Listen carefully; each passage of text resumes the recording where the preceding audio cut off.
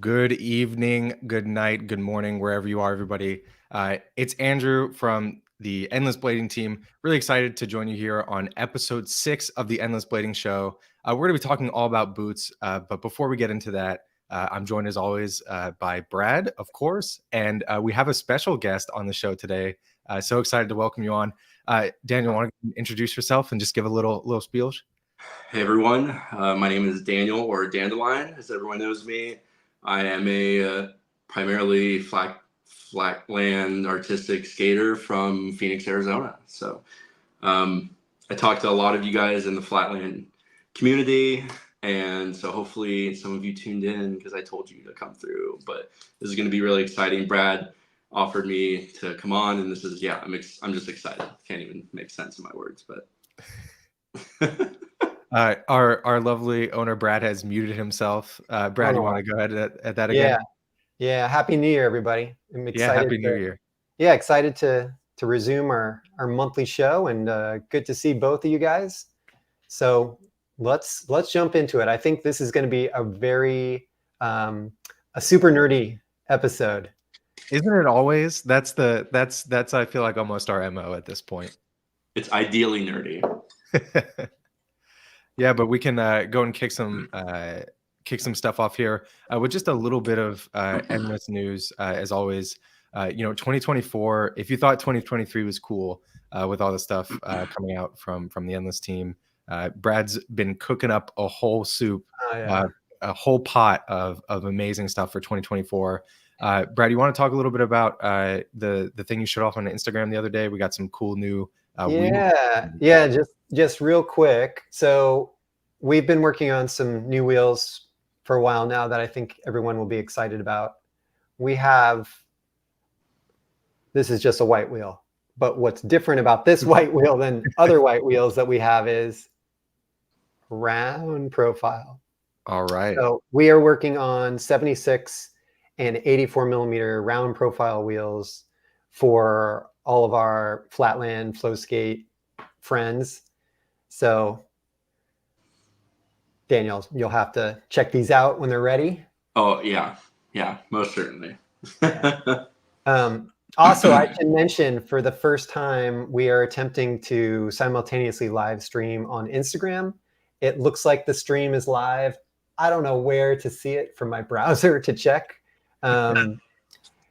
Maybe, I don't know, Daniel, if you can access the Instagram on your phone or something to see what it I can pop on over and we'll take a look at it. Yeah, maybe at some point we can check. I'm using my phone, so it would be. Oh, I think I would lose you guys.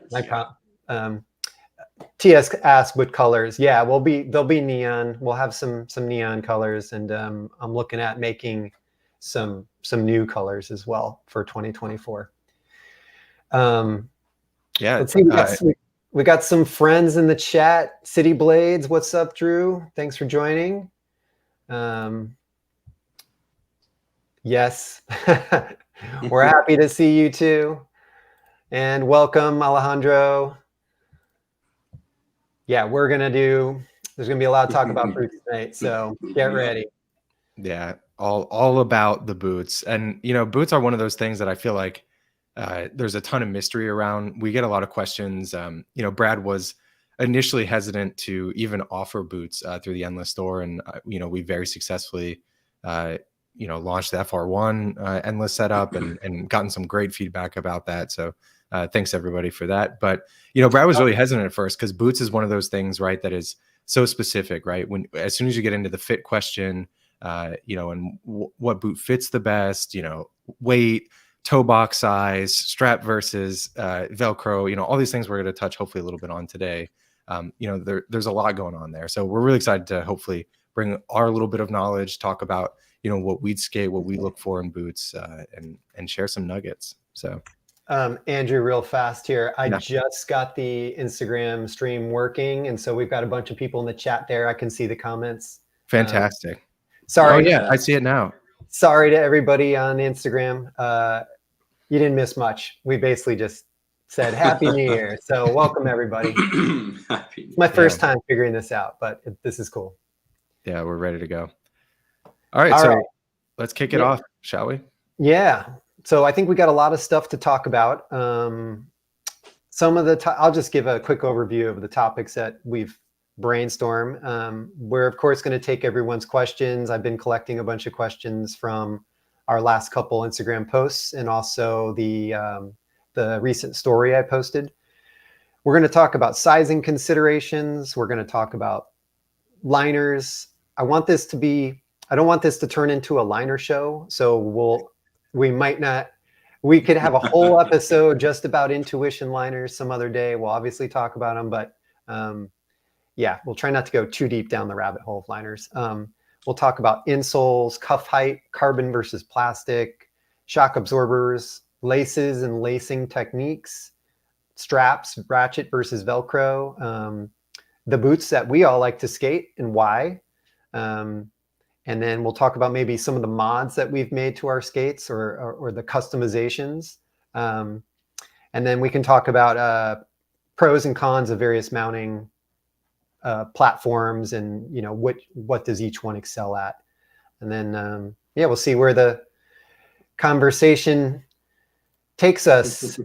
And yeah, this is going to get nerdy, Jose. So get ready. Ideally nerdy. Okay, yeah. So let's start with the basics. Sizing. Yes. I think there's two things to cover here. We've got comfort fit and performance fit. And so who wants to kick it off? I feel like my biggest, and I don't want to start talking about like heel pads too soon, but I feel like a lot of the comfort fit maybe comes from having some sort of extra shock absorption, maybe in the foot or in the heel, or some extra support. It seems like a lot of us will like modify to like create that perfect situation, but I think like, and I wrote down some notes too. It's interesting. If you size down the skate, you increase responsiveness, but you might lose comfort. Where if you try to fill in the extra space that you're not sizing down into, then you might have more comfort, but maybe less responsiveness, right? Yeah, maybe we can just have a couple definitions as to what comfort fit means and what performance fit means. Let's start with the basics. Yeah, for sure. Yeah, performance fit, right? You're going as tight as you can to that boot, to the liner, right? Really pushing up against the edge. If any of you guys have ever taken the skating quiz, that's kind of, how we really define those two differences. And then really the comfort fit being, if we're getting technical here, a few to 5 millimeters extra on kind of the foot length, somewhere in that range, maybe even all the way up to, 7 millimeters, something like that. And then the performance fit is, that's just bad fit. That's bad fit, dude. Brad's a performance fit only kind of guy. And performance fit, right? We're talking kind of right at that threshold, almost, 0 millimeters extra. And in some cases, I know, even negative, right? Even a few millimeters smaller than your foot. Given that the boot will eventually break in over a number of sessions. So performance fit, as close as you can to the boot. Comfort fit, give it a little extra room. Yeah. Yeah.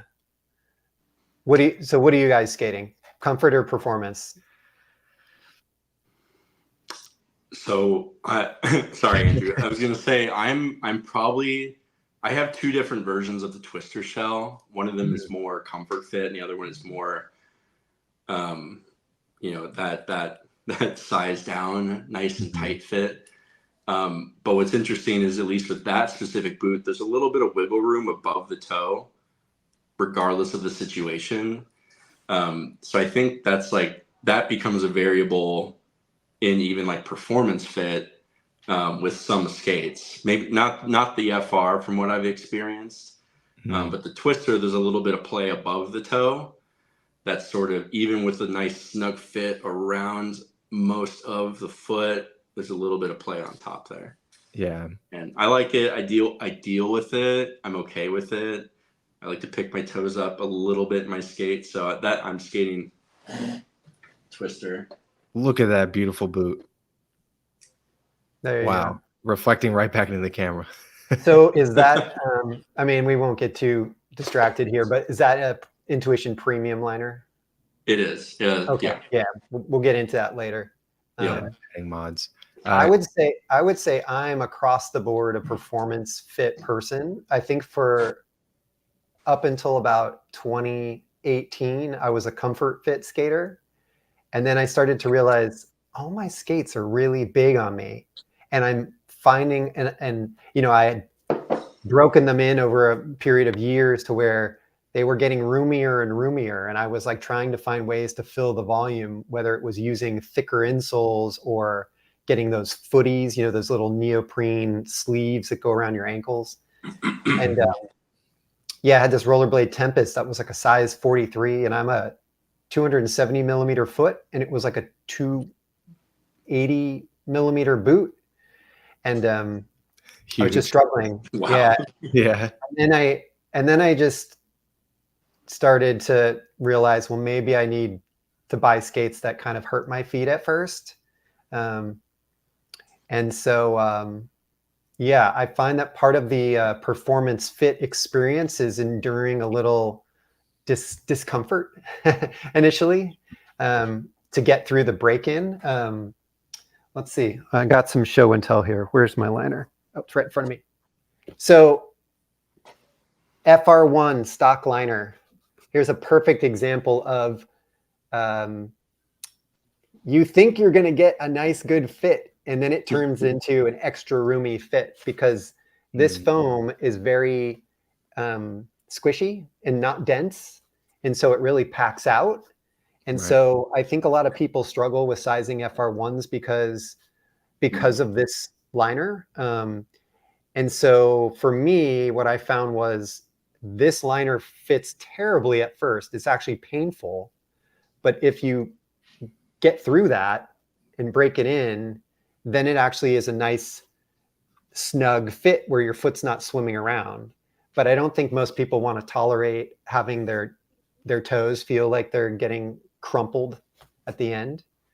Then you got a boot like the Twister, where you've got a nice neoprene toe which stretches, right? Like, let's see if I can do this. Like, you can poke through the end. You can kind of, yeah, there you go. You can you know, your toes can push against this and it's somewhat flexible. This, I think, allows you to have a more, you can get a performance fit out of the box without less trauma. Less trauma to the foot. Yeah, to the toenails. I mean, it had a Twister XT that was, I tried to downsize into the new XT, and it was ridiculously tight. And I thought, well, maybe it'll break in a little bit, but I ended up traumatizing the toenail and had to go to the doctor. And he's like, he's like, stop trying to jam your feet to those boots. Yeah, it seems like Tiesa is kind of on your line of thinking here, Brad. Twister Edge Comfort, Twister Edge Perfect. Twister XT Performance. That's Performance. Yeah. For weight. Yeah. Yeah. So I ended up going back to the size up, but using sticking in an Intuition liner that fit my foot snug. Yeah. So we have. Oh, Andrew, maybe you. Yeah, sure. I'll just quickly add my 2 cents. I'm actually with Dandelion here. I'm actually both. I own this beautiful pair of Twisters 2016 Pros, I think they are, from way back in the day. And these are size 44, and I'm definitely a size 43. But these things are like your sneakers that you just take out and, you know, kind of lounge around. So if I'm just looking for, you know, really kind of chill day, they're my commuting skates. They're just nice and comfy and kind of cozy. You know, I'm definitely not getting the same level of performance as the performance fit skates that I have, but I do enjoy them from time to time. But really, when I'm dialing in kind of tricks and especially doing jumps, I feel like where, you know, that stability is really important, and you don't want to kind of land and then not have the ankle support you need, or not really have kind of that tight fit where you know where everything's going to exactly land and not kind of shimmy off to side. I think that performance fit really matters there. And especially with a little bit of slalom that I've been dabbling in as well. Performance all the way. So yeah. Yeah.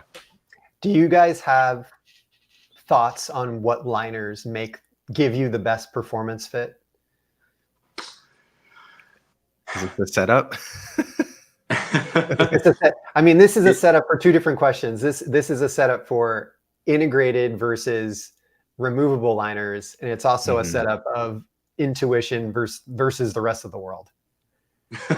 Basically, right? Yeah. I mean, I love my V2s in my older twisters. That just seems to be a more narrow boot. Where my XTs, I have the Skate Premium liner. Yeah, is a V2.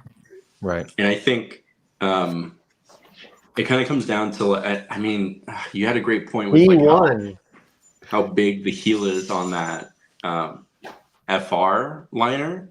It's just so puffy, but then it depresses and then your foot actually can fit. I feel like Intuition is maybe like the only liner company that doesn't create this big bulky situation that has to get broken in for your foot to feel and fit perfectly. Right. It's like, it's the second skin that, you know, rests above your own derma between you and the boot. So you can like, yeah, it's that's tough. It's I mean, depending on what your skate, like kind of like what Andrew was saying, I feel like depending on like what you're trying to achieve with your skate, you would want either or, you know. Yeah. For anybody that's not familiar with Intuition liners, the reason why so many people love them is not only are they very durable and they last a long time, but the foam is a different type of foam technology, and it's very dense and more rigid. So not only it offers support, but it doesn't break down in a way where the shape of the liner changes dramatically over time versus, you know, any of the poof-tastic. Yeah. I feel like the rollerblade stock liner, the Twister XT liner is pretty good for a stock liner, but it's still, I mean, this is it's squishy, poofy foam. Yeah. And this too, I mean, this is like what your couch is made out of, right? It's like that it kind feels of like it. Yeah. Yeah. It's just like what is that?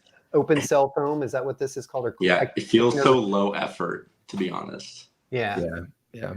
So I do feel like this is probably the best stock liner on the market in terms of construction quality and the tongue support on the front as well. Yeah. But it's not an Intuition. All right, but that's all about liners. That's What about the integrated liner conversation? Dandelion, have you skated integrated liners before? How do you feel about the difference there? I have a terrible fear of that. That has some brings up some commitment issues. Maybe I'm not like too as far as integrated liner. As I understand, like in my brain, it's like the Sebas, right? Right. And even now, like the new base that came out. So Which boot is this? Do you want to give people some context? Which boot are you talking about? The like CJ Seba. Yeah, he's talking about the Seba line. Yeah, and the integrated liner, I imagine, like has some benefit. I haven't put my foot in one, so I don't have a real like justifiable opinion about it. It just scares me a little bit. I think like a first-time buyer would be, with an educated first-time buyer would be maybe a little nervous, but more willing to accept like the faults of that situation, where I think someone like most of the nerds here on the stream are, you know, we're going to ask all the questions to find out. It's something I've been curious about, but it would be, I definitely, my Intuition liner still wouldn't be going anywhere. And would I maybe gut that boot? I get bored on the weekends. Who knows? So with integrated, to just, I don't know, give some basics here on integrated liner. Integrated liner basically means it's stitched into the boot. You can't remove it. The boot is the liner in a sense. Right. Like this is a rollerblade Crossfire. Andrew, maybe you have a Tau or Hardcore Evo sitting next to you. Yeah, I have my full collection of integrated liner boots. Yeah. So the thing about an integrated liner is they're generally going to give you a tighter, more performance fit overall because there's just less stuff between you and the wheels. I'm not explaining this very eloquently, but basically there's nothing to shift around yeah, there's between nothing to shift around. Like, the liner and the shell of the boot, because the shell of the boot is the liner. yeah, the shell of the boot is the liner, exactly. And I would say most skates with integrated liners, especially like any of the carbon boots on the market, they all are actually pretty good. Like the foam and the way they contour the foam. I don't know, you can't see this, but Mhm. there's really good heel lock created in some of these boots, just the way they would be like in, say, like an Intuition liner. Right. So theoretically, you can get a very light overall weight with an integrated liner boot, especially if it's a carbon boot, which is already a light material. But the downside, as somebody pointed out in the Instagram chat, was once this wears out, you start, this material starts splitting or wearing through, or eventually this will pack, like all these will pack out. I think there's only, I want to say there's 2 integrated liner boots on the market that have Intuition foam. They're both made by FR. I think the FR Speed and the FR SL probably. Urban. Is that the SL Urban? Is that what they are? SL Speed, I know, definitely has it. Yeah, I mean, eventually, like, this stuff will tear, it'll wear through, it'll pack out, and so then you That have would to break my replace the heart. whole boot. The boot getting packed out but still looking fresh and like, Yeah, that would break Yeah. my heart. yeah. Free ride, that's what it's called. Thank you. Hmm. It's the SL Free Ride. Yeah. Which I will say, I've had my V2s for 3.5, almost 4 years, and No I don't sign of think packing in, right? they're great. I mean, I'm over 200 pounds, like bigger guy, and they're fine. They're great. They're doing good. Like These V2s I've had since, I think, 2018, and they are still going strong. I ripped the little loop off the back, but other than that, yeah, they're in great shape. One of my little tips, especially if you're using an Intuition liner in any of the hard shell boots that have, like, metal buckles. There's hardware on the inside of the cuff and on the inside of the shell. I like to put packing tape over the hardware, the metal hardware, so there's no sharp edges abrading the outside of the neoprene on the Intuition, and that just keeps things from getting hacked up. Keep them looking minty fresh a little longer. Yeah, and I think that's the biggest clear advantage to me of not, having a liner separate from the boot, is of course the replacement side and the tunability side. Yeah, it looks like Jose has a comment here. Foam patches for the outer fabric that break down from rubbing with the laces on the FR1. Yeah. I actually have on, I think actually on potentially both these boots, some really nice patches that Brad and I used. The trick tape here on the inside of the Evos, for example. This is a little patch of tape that you can buy that just helps with kind of scuffing and things like that. So that's something we use actually pretty frequently. Yeah, but this is a good point. I mean, there are wear points, right, where the laces go across the Intuition liner. I'm trying to think if I don't really see the issue on my skates from the laces as much as I do from, like I was saying, like the buckle hardware and the cuff, bolt receiver on the inside. I definitely see that on my twisters where the heel kind of comes in a little bit. Yeah, like the hardware on the side. That's why FR puts this big piece here, and why they put this here is to protect against those bolts. But you can see all the places where stuff has rubbed. I mean, obviously right there was something on the cuff, but yeah, on the Intuitions, there's no protection from that stuff. So if you don't want to have little tears or abrasions in the Lycra fabric, just put some like clear packing tape. I used the 3M. Yeah.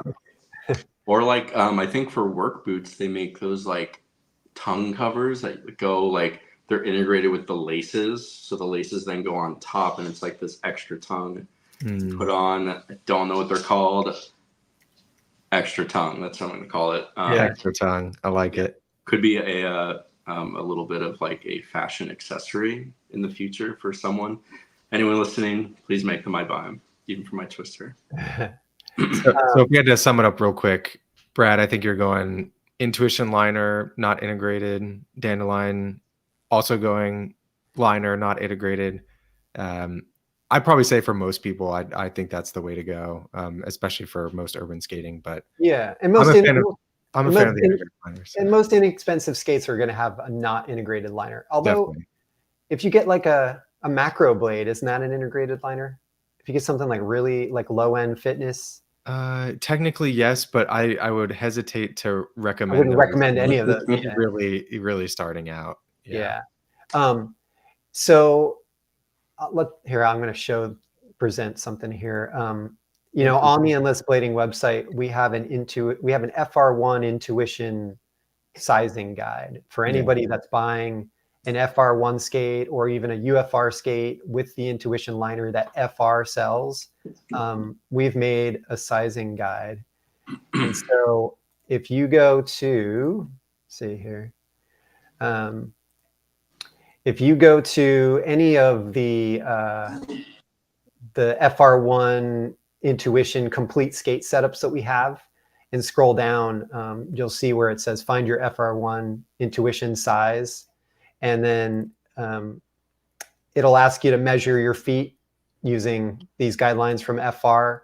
And then you can put in whether you have a performance or comfort fit. And that quiz will ultimately tell you, based on, you know, how you answer the questions, what the best FR1 intuition size is for you. And this, you know, I kind of programmed it based on my own experience with putting intuition liners in the FR shell. Like, you know, I've got, let me go back to our threesome here.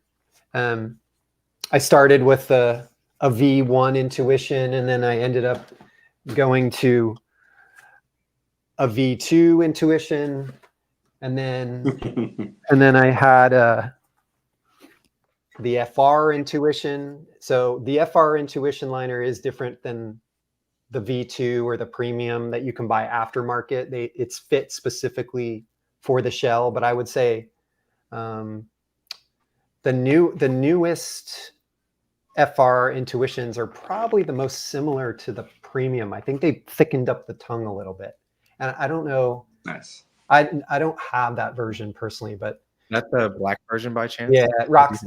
I don't know if that's the one you have. I think yours is the previous year. I think this is the previous year. Yeah. It's the new all black one. It might not be as. I'm not sure if it's as thick. Maybe somebody can comment if the premium liner is as thick as the latest FR1 intuition. Maybe, Andrew, we should. People have gotten some really good comments here. Maybe we can. Yeah. Let's take a gander, see if anybody's got some good thoughts on this topic. Yeah, absolutely. Yeah, should you purchase the intuition one size down? Try out that skating quiz. Yeah, I think it's a pretty good recommendation. In general, you want to be, again, kind of as low as you can, and I think at least that works for a lot of customers. Yeah, but don't look at the normal intuition, the normal FR1 sizing chart. You really want to look specifically at the FR1 intuition sizing chart, the one that we have on our website. Mm-hmm. The easiest thing is take the quiz, and it will give you, I think, a pretty accurate result. Have we had anybody return a skate for sizing issues? We've had very few. I believe like one or two, somewhere around there. Oh wow. Yeah, and that's mainly just, you know, I think sometimes people's foot anatomy, like you were saying, Dandelion, right? Like maybe the length fit is good, but sometimes the FR1 can be a little bit narrow in the toe box in terms of width. So sometimes that can be an issue for people. Someone on the Instagram chat just said they have both the FR1 intuition and the premium, and they said the premium is thicker and significantly stiffer. Okay, so that's good to know. Right. Interesting. So in that case, I would say that the V2 is the most like the FR intuition. Mm-hmm. the V2 comes with these wraps that allow you to vary the stiffness and the amount of volume that the cuff, that the liner takes up in the cuff. So think of the FR Intuition as like a streamlined V2. Speaking of sizing, Colin asked, can you talk about the differences in company sizing chart? Fit compares to company. I've definitely seen this. Yeah, you really have to go. You have to get the sizing chart for the specific skate you're interested in. I personally, maybe you guys can comment on this. Sure. I always measure my foot in millimeters against the wall, wearing the socks that I use to skate in, measure both feet. And then I go by the Mondo point size. I never go by the manufacturer's recommendation, because if you think about it, they want to sell skates and not get returns. Right. So they're kind of pushing people towards comfort fits. They don't want people to complain, but I want your feet to complain. I want a good performance fit that's going to be good, a month or two down the road, not the first time I try them on. So it's funny. I was going to say, I'm a 28.6 foot. And so like I'm in the middle of so many shell breaks that I'm either, it's almost like too much of a performance fit where it doesn't fit, or it's not even, it's a comfort fit. It's like my foot's like sitting around in a Cadillac or a Lincoln, like it's just this big. So to like find like the perfect boot, like often is like comes to some sacrifice. Right. Again, I love the Twister. It hits me on both sides, like between the comfort and the performance fit, for sure. Yeah, and I think that's a huge consideration that you should have when deciding a boot. It shouldn't just be all the features and the materials and things like that, but it really should be kind of fit as, a very large portion of the decision. And I always recommend everybody who's asking about boots through the Endless channels is, buying a boot is really like dating. Like, try to find a place where you can try on a few different boots, or at least get a return if you're doing online orders, like we can do these days, because, you don't want to buy a boot and then find it, your foot shape just doesn't really match up with it. So ask around as much as you can, but definitely try to get a place you can return from. People that have large feet, I feel for them, because their boot options are quite limited. And that's another thing. A lot of the plastic shells are multi-size shells. So like for the FR1 specifically, they have one shell size that accommodates 45 to 47, and all they do is stick different liners in. So the luckiest you can be as a skater is to be at the top end of a shell range. So for me, I'm a 270 millimeter foot, and that's like the maximum foot you could fit into their size 41, 42 stock FR liner. Or the shell size accommodates 41, 42, but I would wear the 42 stock FR liner. But like you're saying, Daniel, like if you're at the bottom of that range, you're kind of in a bad spot for choosing terribly tight fit or very roomy fit. Yeah. I have to say, to Marco, the 295 measure on your foot, that has to be heartbreaking to skate an 80 millimeter frame normally, because your toes and heels are just sitting over it. This is a good point. Changing your insole can really impact the fit of the boot, and that's actually what like in a lot of those kids skates, they just have like a single size, and they just put these different foot sizers, which are basically like just really basic insoles that have different thicknesses.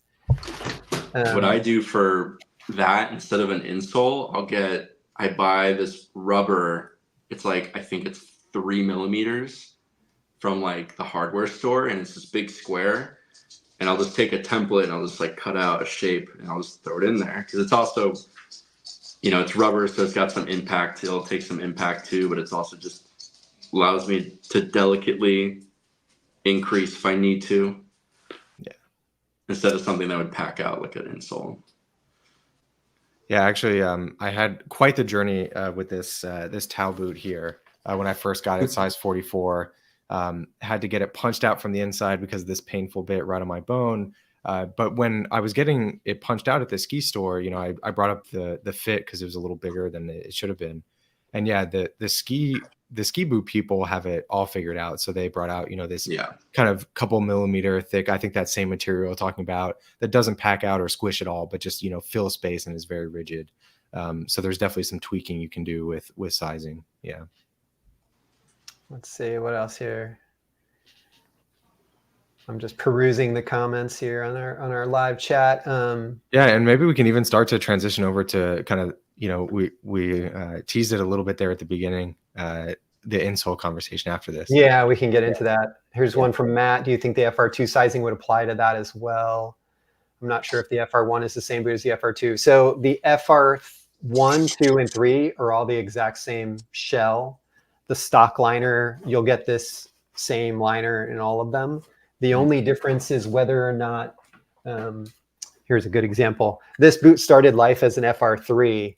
And so with the FR3, you don't get a double strap. By double strap, I mean, you know, this comes around on both sides. Instead, you just get one side with like this side would be a very long ratchet. Mm-hmm. The other thing is on an FR3, it's just a single. You don't get the rockerable cuff. The FR1, you can, you know, put the cuff into 4 different positions.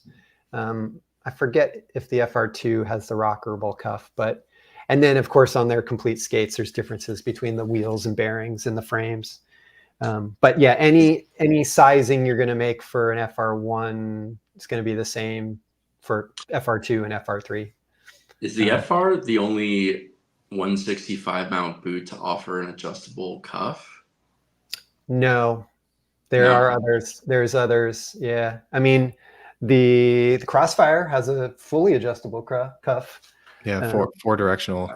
Actually, this goes all the way. I mean, this thing, you just loosen this bolt and then you just spin. There's like a special tool they give you to like spin that retaining piece.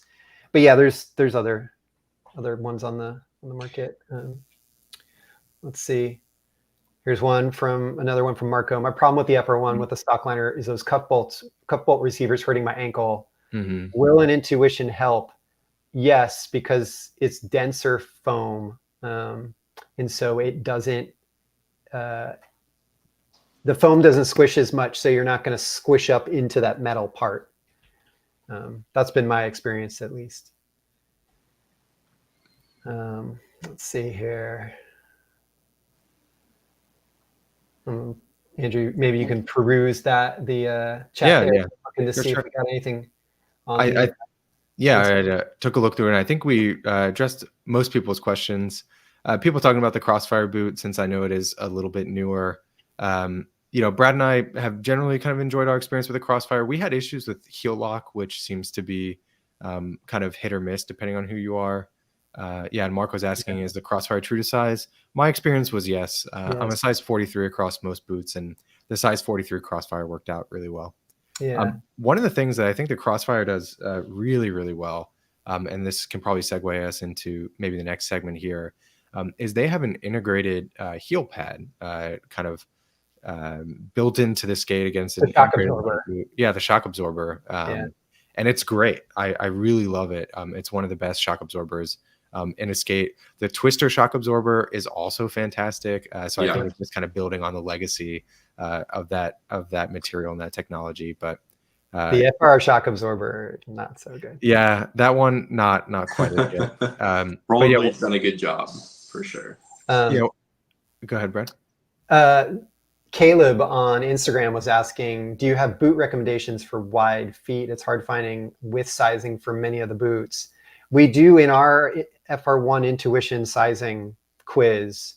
That is one of the questions we ask is, do you have wide feet? But I would say this is an area where the whole industry really needs to step up and offer more information. It'd be great if they use the, what's the standard for sizing shoes? It's escaping me, but everybody, you know, when you go to the shoe store at the mall, and they get out the brand.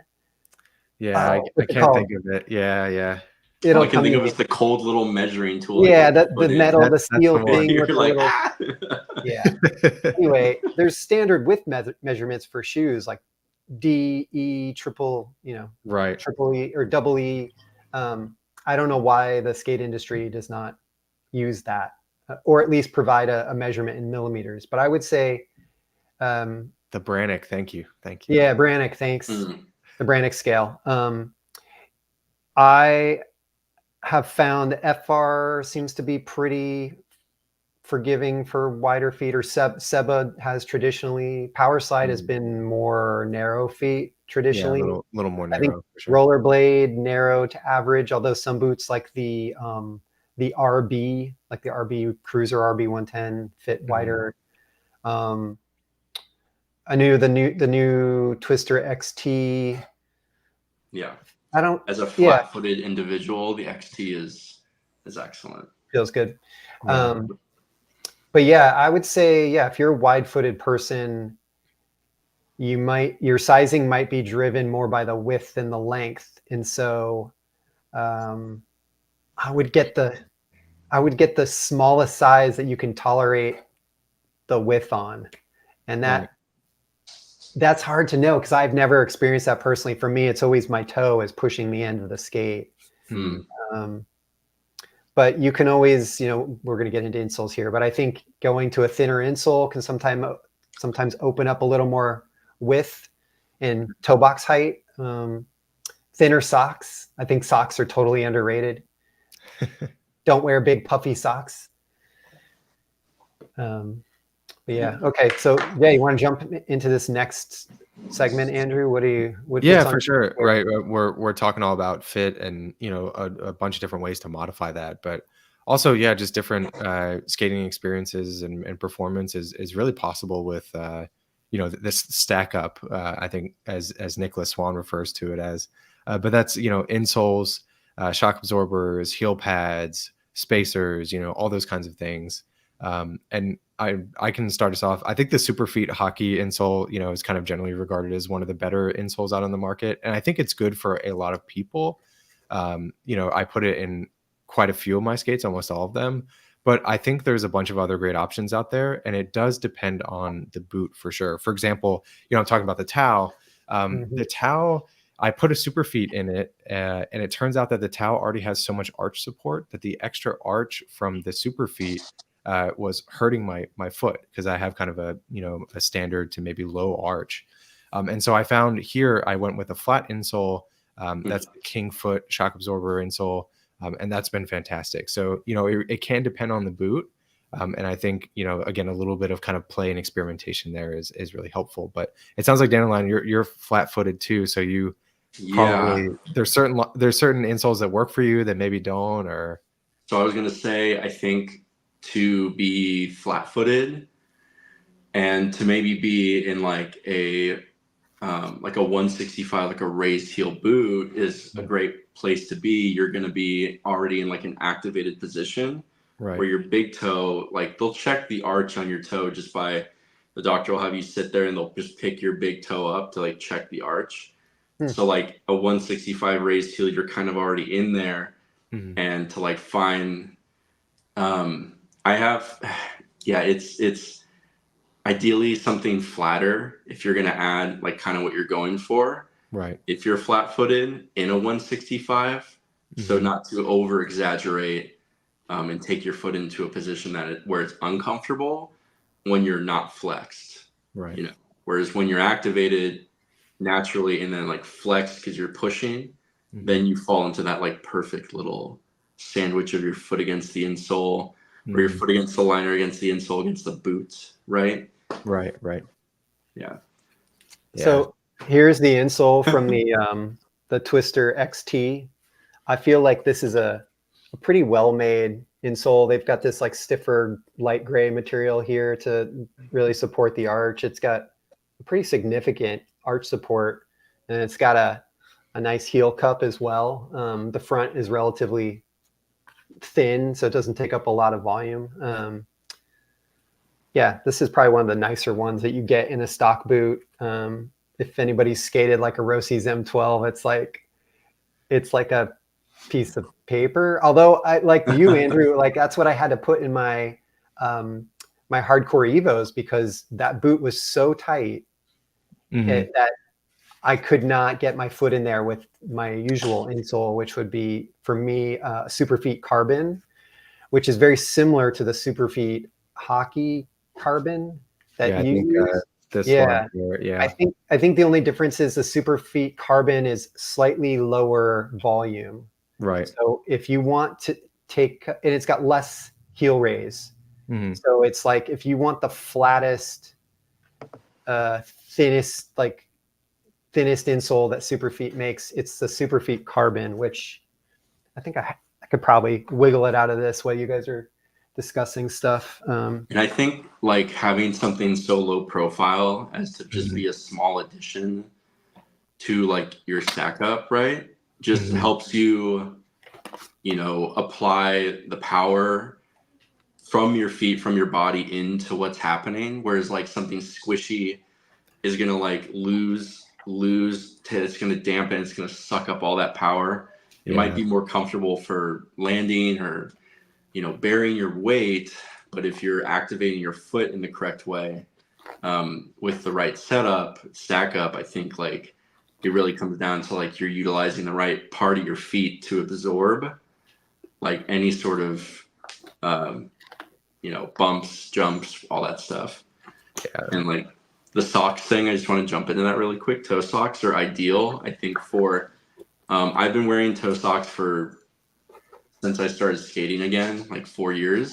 Mhm. And I think creating that creating this sort of sensation between my toes has activated my toes in a way that then helps again with being flat-footed, being on like a low to mid arch with the Yeah. right. Yeah, it's just it plays well, it works well. I'm gonna have to try that out.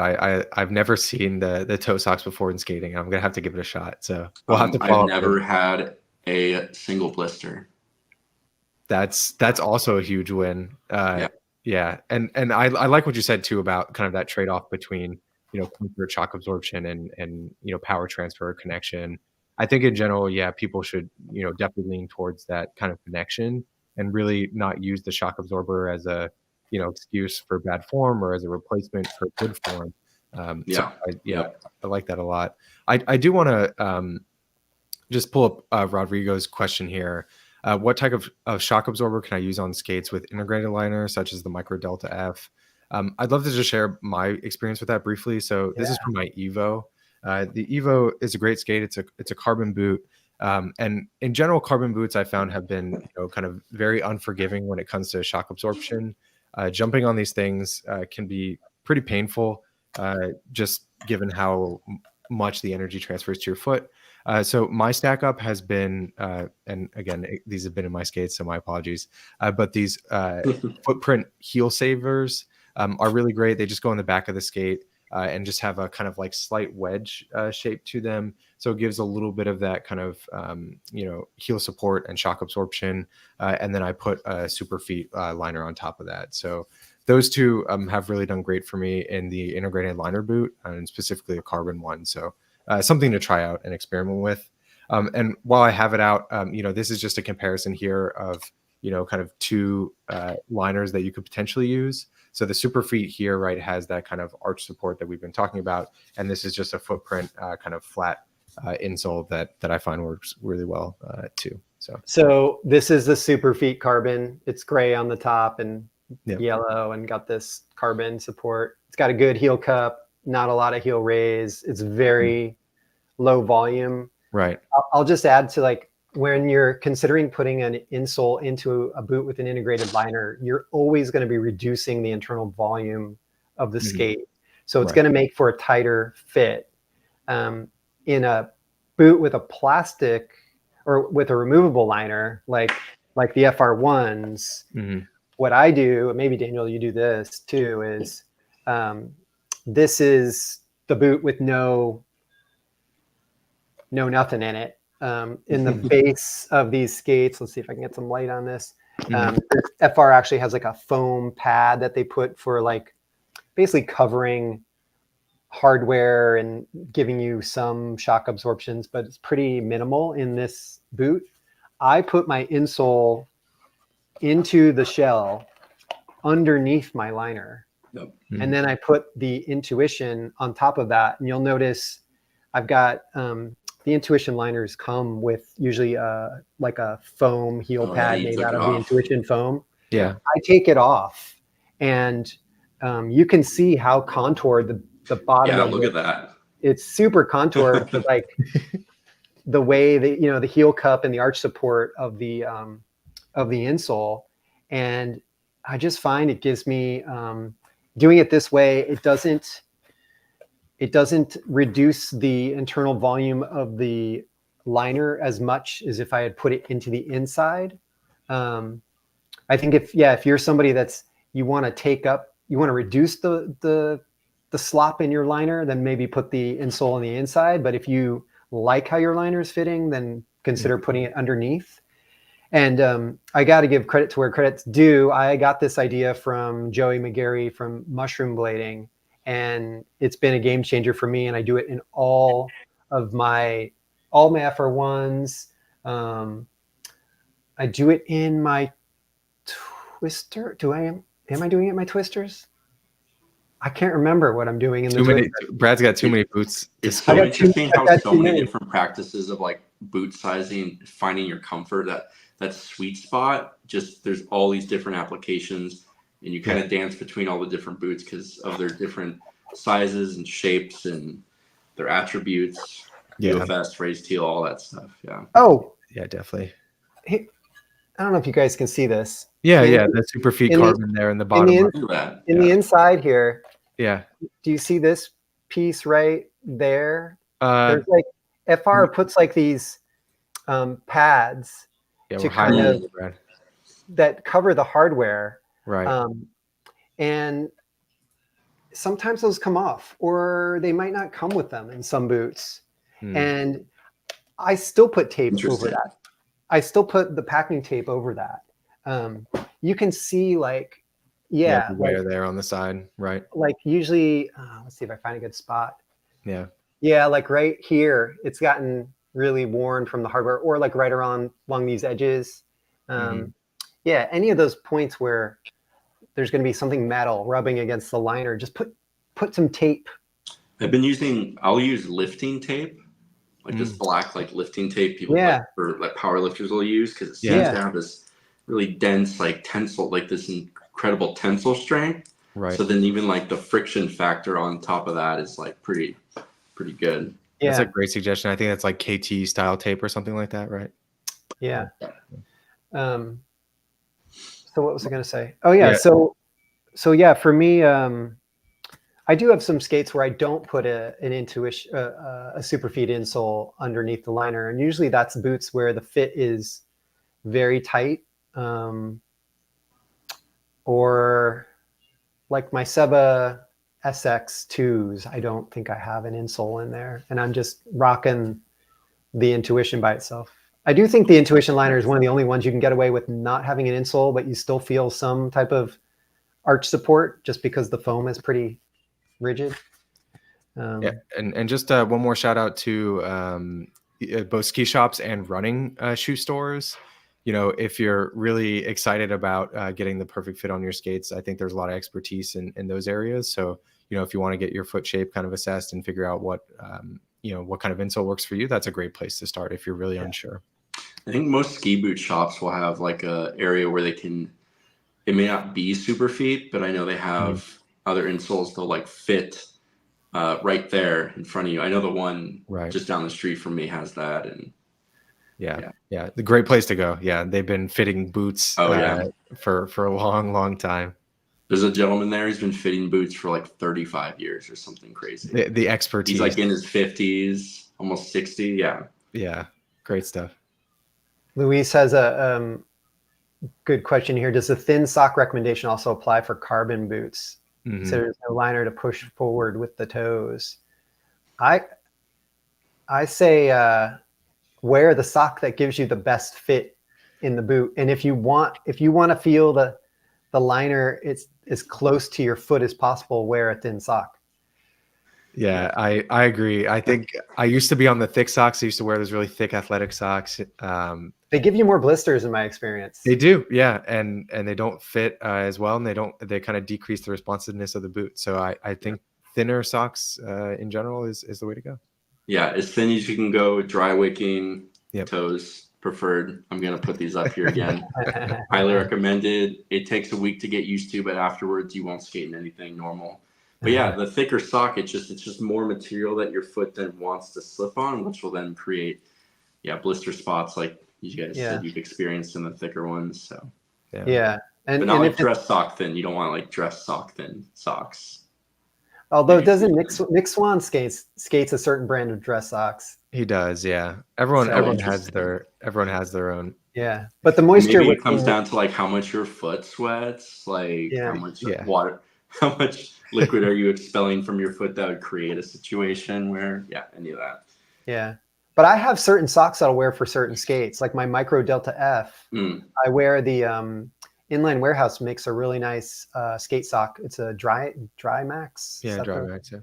Yeah, and it's a little thicker than the ones I normally would wear with my FR1s, and so because that boot fits me a little wider, I want something that takes up the volume. But and real quick, if anyone has a question about what these are, they're in Gingy. I've actually had this specific pair for probably 2.5 years and no holes. Nice.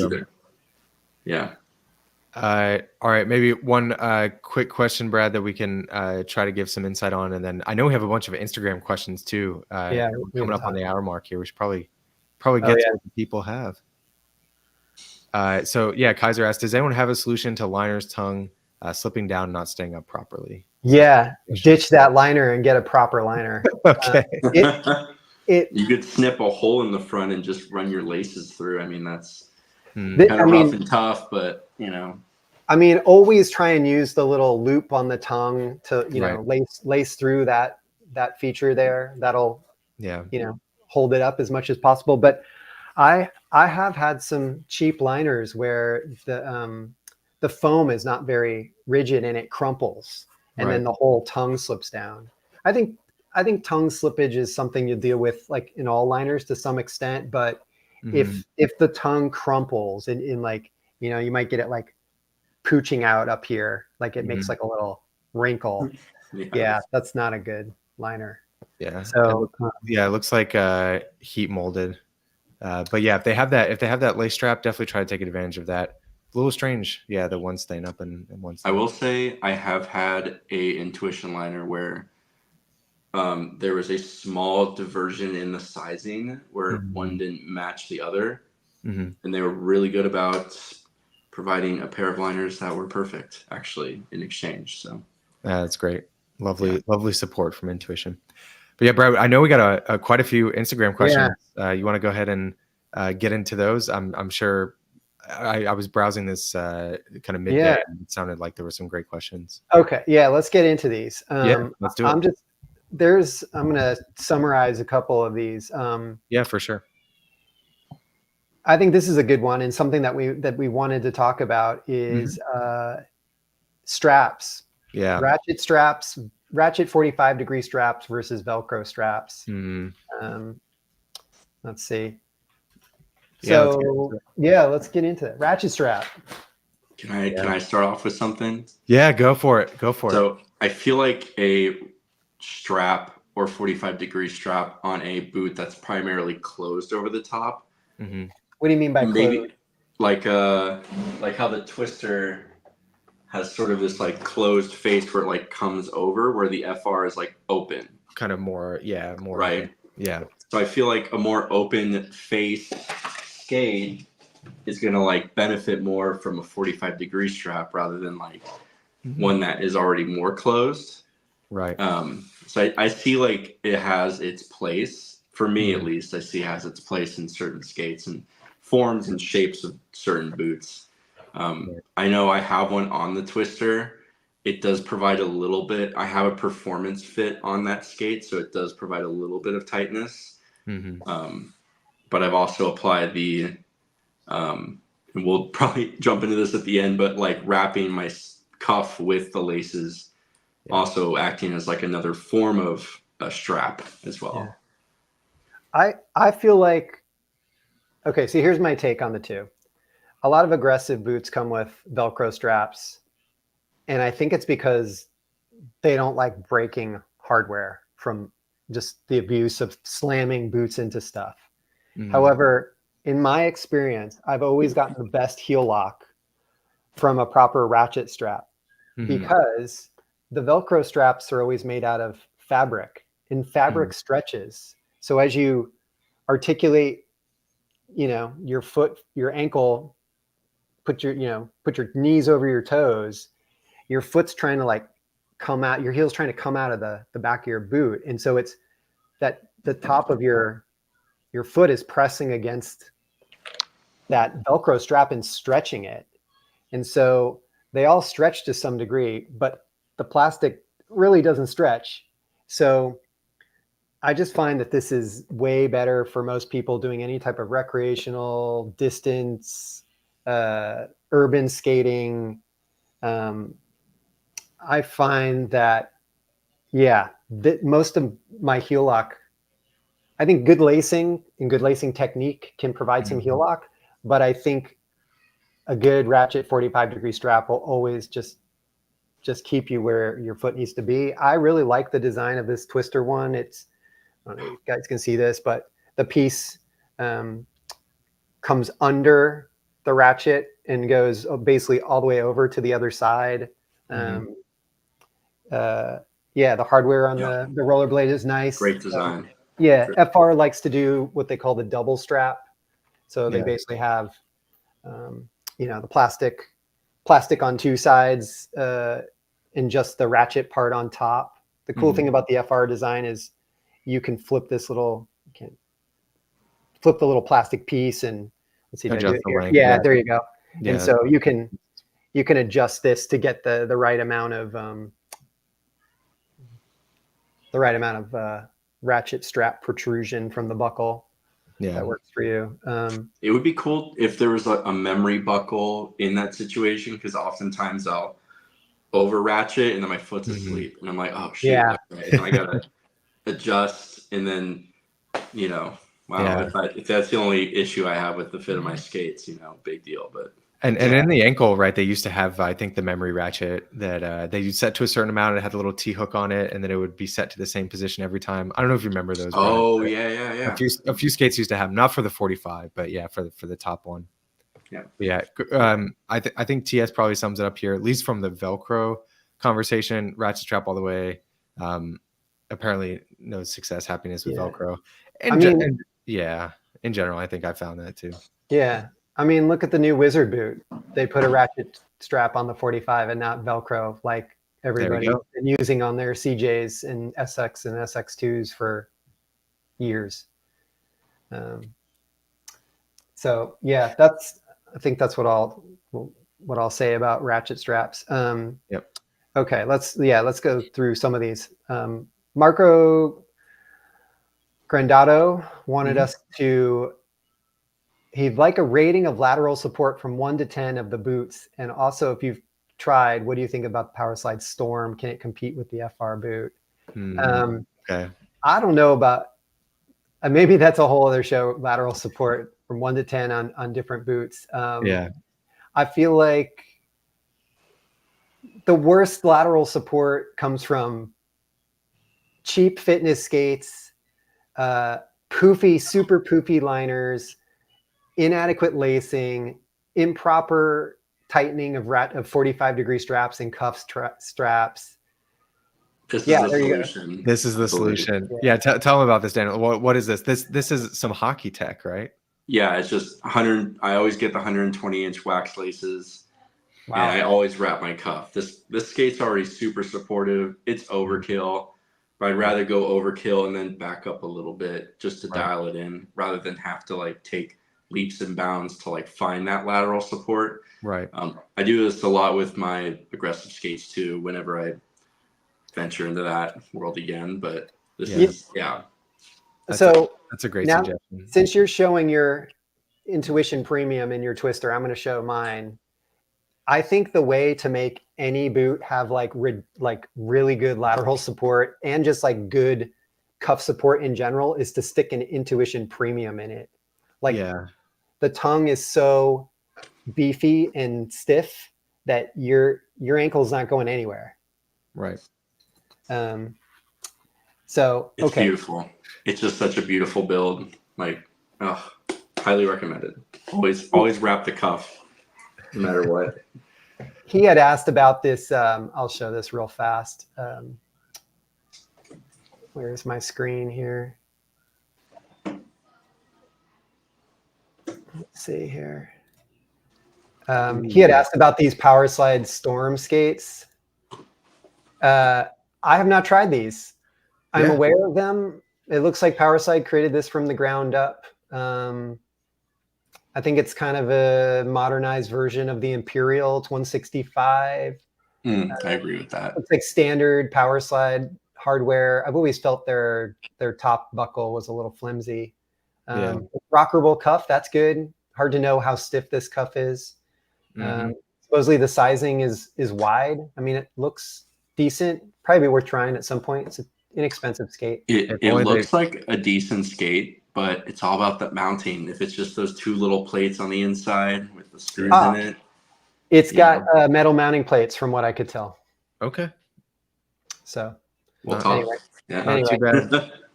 So we'll have to come back to that another time. Okay, so here's let's see. Oh, someone asked about any techniques for getting good control without over tightening and losing blood flow in their feet. Basically, their toes are going numb. You guys ever had your toes go numb from lacing up or tightening the buckles, the straps on your skates? And what do you do about it? Yeah, absolutely. Regular occurrence every time. And then you back it up. I choke my foot out and then I back up a little bit. Yeah. And I think that's spot on, Dandelion. I think, it's a tuning thing. And I think, it's easiest to do on skates with laces. But even, skates that aren't kind of fully laced, but have those strap combinations, just play around with the different tightnesses, really, because your foot can be, thin in the front, kind of thicker in the midsection, and then maybe thinner around the ankle, something like that. So I found, definitely for me on, the towels, I always come back to these things, but I cinch down these first few laces really, really tight because I have a little bit narrower toe. And then the midfoot, I really back off of how tight they are. And then the ankle, I tighten it right back down again. And that's been great for me, but I had to play around with that and find the right fit. Brad? Yeah, I was going to say on an FR1, I leave the first two eyelets, probably up this one too, these first two crisscrosses. I don't do them super tight. I just do them so they're taut with, they're just taut. And then I really tighten from here, from the midfoot up, and then super tight at the cuff. Yeah. But I found on boots like the Seba CJ or the Seba SX, SX2, CJ2. Actually, the newer ones probably have a little more room in the toe box, but the older ones, like the CJ, the original carbon CJ, I know was like not a very tall toe box. And so people often had their toes go numb. And it happens to me in my older SX2 boot. And so I really find I have to keep everything above the top of the front of the foot pretty, not loose, but just not tight. And then I start really tightening from around the 45. And that's worked for me. And there's like diagrams. I've seen roller skaters post specifically how to like lace your skates in a way that allows, even full tension at the top, that everything, it maybe pulls in certain parts of your foot, kind of like what Andrew was saying. Right. And then like releases or allows like for, pressure release, but still to be tight in certain areas. Like I do this hockey lacing situation where I lace through. And I think Billy had posted something. I've always skated like this though. When I saw a post, I went for it and I never turned back. Yeah. This and the cinch at the top, it's great. The rest of my foot already feels nice. I just need that nice little up here. Yeah. So what does that do? Tell us what that does. It's funny because I would say it almost acts as a 45-degree strap in that in this way. specifically being laced right there on the top of the foot. And the sensation's great. I think it adds it again. It like pulls the boot towards my foot, and not so much down, honestly, but like towards the top, which is interesting. Because I think of where it puts that pressure for that extra support. My foot actually just won't fall asleep in these skates at all. Yeah. Drew from City Blades makes a good point. There are a lot of advanced lacing techniques. Like if anybody if you go to any of like the hockey skate pages on the internet, you can usually find some good lacing techniques. Also like running shoe websites and stuff like that. They've got all sorts of like lace locking techniques. Oh, there you go. Elastic laces, even. You know. Yeah, and definitely my recommendations here: do this heel lock if you haven't tried it. It's a game changer. Definitely give it a shot. Wax laces almost all the way for me in terms of keeping those certain tightnesses at different areas of the foot.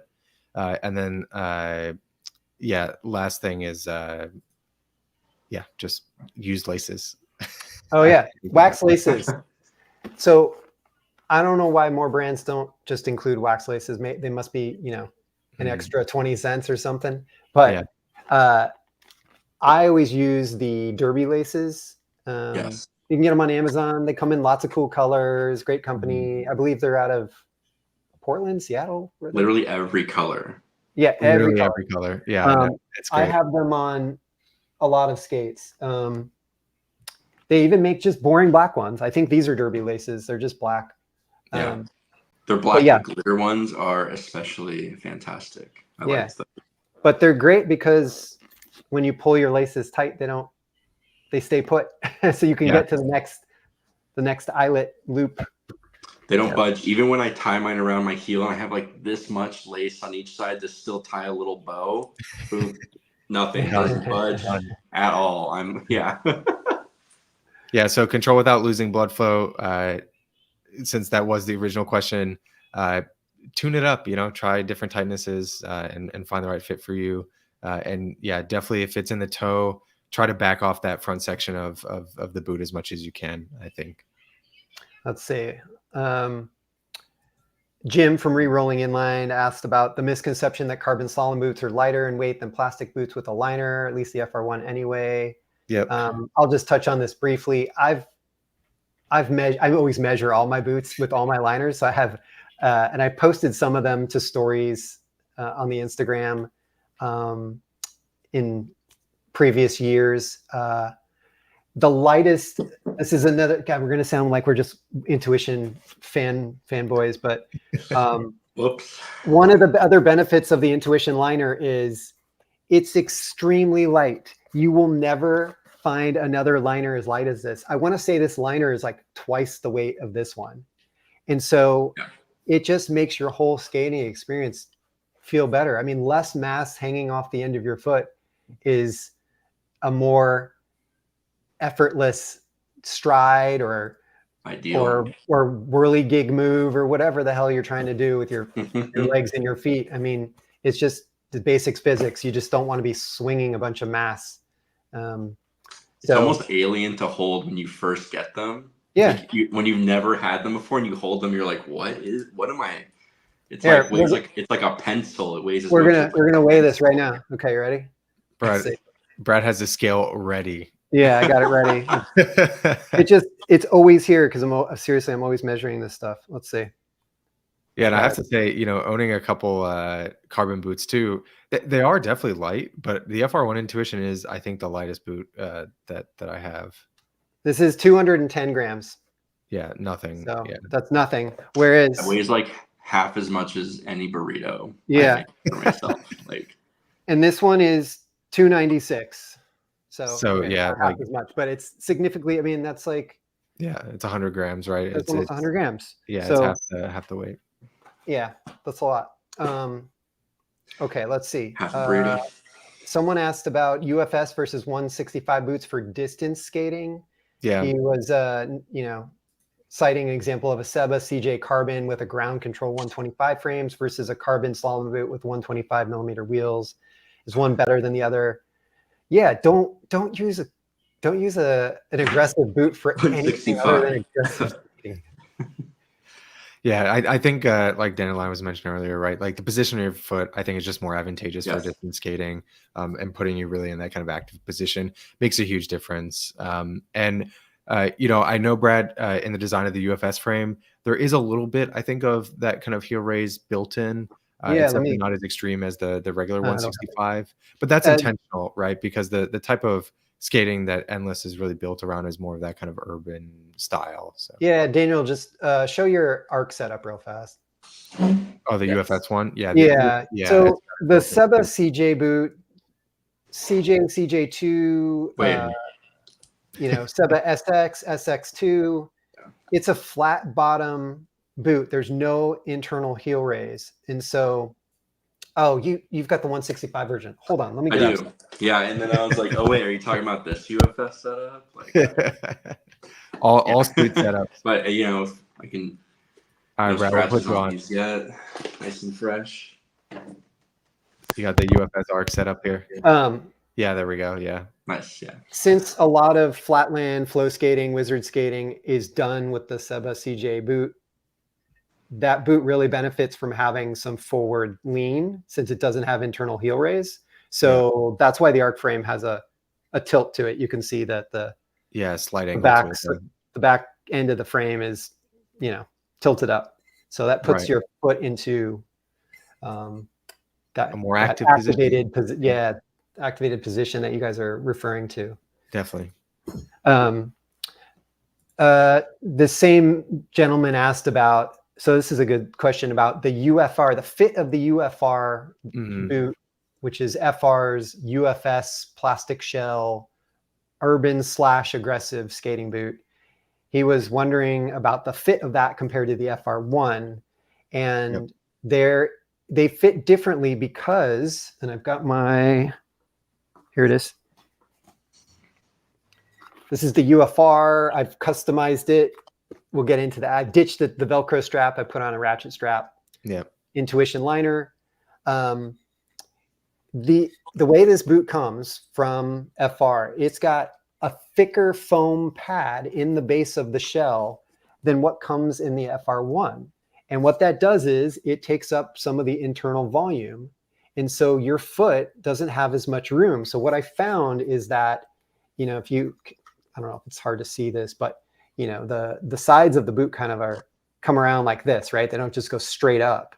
So if you've taken up volume in the base of the shell, it means that the shell isn't as wide where your foot actually sits. And so I was getting a lot of pressure on the side of my foot, and I was like, what the hell is going on? Isn't this the same shell that I'm used to? Interesting. Come to find out, there's this big honking thick foam pad. My advice to anybody that is coming from an FR1, FR2, FR3 experience, rip that shit out. Just get in there with a screwdriver, pry out that foam. There's like little pieces of, I don't know, like a special kind of tape they put over the hardware at the very bottom.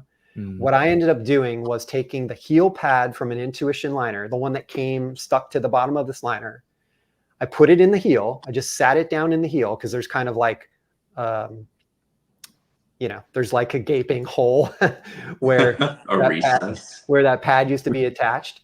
Then I put my Superfeet carbon insole in the base of the shell on top of that. So I basically put the little Intuition heel pad in this very base of the heel, into Superfeet carbon on top, and then I put the Intuition. Now it fits exactly like my FR1. And I've got a nicer shock absorber in the heel. Right. So finely tuned. Finely tuned. All right, let's see here. Maybe, do we have anybody asking some questions in the chat here? Yeah, I think they've been soaking it in. Some people making some comments on the UFS debate. Yeah, we're not going to go there. Colin sending it the other way. I will say though, UFS these UFS 80s that Brad designed are amazing. I'm a weirdo and I have these worn down 80 and 76 millimeter wheels down to like a 70, Those are some 71. small wheels. But this boot specifically is already a raised heel with the UFS. And so it's just a really nice application for UFS skating. I think maybe needs to be primarily smaller wheels. And so like that's where this makes a lot of sense. It's a great design. All right, let's see what I got here. A really big day. Ask 3 questions real quick. We'll try to answer your questions here. Little bit, yeah. We're looking for wheel sizes and frames here. A little bit outside of the boot conversation, but large foot guy, like 90, the skater. yeah. 90 ES, yeah, 90 ES all the way. 90 ES, we specifically designed that frame. It's a longer 4x90 frame. It's 291 millimeters, specifically designed for size 44 and up, 45 and up, really. Yeah, any 4-wheel frame. All of our 4-wheel frames have a slight rocker. They'll be excellent for city skating, like Stuttering Skater. He's on the 90 LR Trinity frames. So that would be my recommendation for that. Yep. And it looks like a follow-up question here. Yeah, he's a 13 to 15. What about the arc versus the 90 ES? Personally, I'd go 90 ES. I think for these kinds of skating, the arc is really, I think the Flatland Wizard skating frame. And I think for general stuff, I think the 90 ES is the way to go. And then final question from them is, can we get a Black Friday code tune? Maybe next Black Friday. Maybe next Black Friday. 3 frames right now, though. Yeah, I understand the buyer paralysis, but it sounds like for now the 90 ES is the way to go for sure. Yeah. Brad, you did do a great deal during the holiday time though, with good. The wheel frame combo, which was great. Good. Yeah. So this guy Robix Brown asked, does the FR1 and the UFR with no sole plate have any different skating experience if used with the same size frame and wheels, just different mounting? Yes, I would say the primary difference for anybody trying to decide between, where'd my skates go? Between an FR1 and the UFR is the UFR has a plastic mount. I'm not going to be able to show this. The entire base of the boot is just, there's all plastic. There's no metal. There's no embedded metal fitting like you get on the FR1 with the 7-hole mount. Right. So the power transfer isn't as good. It's not as responsive, but what you get with the plastic mount is a little more shock absorption. Right. Because it doesn't transfer that energy as well. So I would say it's not as fast, not as responsive, but in exchange, this will be, this UFR boot with the Intuition liner is by far the lightest skate I've ever skated in my life. I think this thing weighs like 700 and something grams without the frame. Yeah, that's very, very light. It's like, I want to say it's under 800 grams. Also, the cuff on the UFR is fixed. It's just a single bolt. It's not adjustable. It comes with the Velcro strap out of the box, which I've replaced with this vastly superior 45-degree FR strap. So that's really the difference. I would say if you don't think you're going to do a lot of grinding and you don't have the need for the sole plate, my advice would be to get an FR1, FR2, FR3 for any type of general skating, recreational skating, distance skating. It's just going to be faster and more responsive and have better hardware out of the box. Daniel, I think this is for you. What are those like the art of the boot there? Oh, yeah, real quick. Just Rossi's M12. I just doodled on them. Oh, you did that. That looks great. Oh, thanks. Yeah. I like to do that. It took a lot of courage for me to do it on a skate, but I manned up. I did it. We pulled it off. So, Brad, I'm seeing next custom art frame. We got to we got to get Daniel to design an art frame. I would love that. Yeah. These boots are weird. I have grip tape on the negative portion because I don't use the negative portion to grind. I only use it for stalls. Okay. Which I'm weird so at, but the 80/76 frame, which I love. Yeah, it's amazing. That's what these are. No, it looks great. Looks great. Drew's a fan. Okay, so here's a segue into something I think we want to talk about. Somebody asked, would love to hear the argument for 165 mount over other mounting. Why pick it over Trinity, UFS, etc.? And when would it be advantageous on a 165 boot? And I think this goes to our larger question of what are the pros and cons of the various mounting. So maybe, Andrew, you can give us a quick overview on the three. Yeah, for sure. For sure. We talked a little bit about 165 and UFS already. So 165 is the traditional raised heel mounting that Brad has there. So that's where your heel is higher than the front mount. And the spacing, the reason it's called 165 is because the spacing between the mounts are 165 millimeter. Dandelion and Brad are now holding up UFS. The signature here is that the two mounts are flat with respect to each other on the horizontal. And you see this a lot on aggressive boots. UFS stands for Universal Frame System, I believe. Yeah. And it was something that the aggressive community really latched on to. It puts your foot in a more neutral position, so not as activated or tilted forward. Well, that's not true, because a lot of aggressive boots have internal heel raise, and that's like the M12 has like 13 millimeters of heel raise. The Them 909 is raised heel. Fair. It's really only one boot that's flat. Yeah. That one too. Well, no, that one. That's the blank, right? Or that's flat too. Yeah, that's flat. Yeah. So flat, but like a huge heel pad inside. Yes. Right. So in general, more flat. And then here's Trinity. I'm a fanboy. So this is the Trinity mounting system. The reason it's called Trinity is because it has two mounting points in the front, one mounting point in the back. This is patented by the company PowerSlide as a mounting system. So you can only find Trinity mounting on PowerSlide boots. And Icon. And Icon, fair enough. And Icon these days. And the big selling point for Trinity was really twofold. And we can just very briefly touch on these. Maybe mounting, we can get to it at another point. The two selling points were one, additional stability of the frame, because you have three mounting points versus two. So, the power transfer is theoretically better. The connection with your foot is theoretically better. And then the other thing is that it removes the second mounting point for the second wheel. And so theoretically, in this front channel, you can see the top of the wheel there. You can stick a wheel where otherwise it would be interfering with that mounting bolt. And so the thing here is that the ride height could theoretically be lower, right? So there's an FR1 that Brad's holding up, and so the bolt is going to interact with the second wheel. Not so in the Trinity case. So I'll give my piece about Trinity just quickly because I skated a lot. I think the power transfer on Trinity boots in general is better slightly. Yeah. And you can definitely feel, I think, in the front of the foot, a little bit kind of a larger platform that your foot is interacting with the frame, the wheels, and the ground. And I do really enjoy that. So I really like Trinity for that reason. The biggest downside to Trinity, and the reason I don't recommend it to almost anybody, is because you're locked into PowerSlide boots. And I think there are a couple good PowerSlide boots, but I think it really depends on, again, what you're looking for, your foot shape, your fit, like that sort of thing. You're really limited to kind of the next, now luckily the Icon boots as well. Yeah, Brad's holding up a next there, or Tower Evo.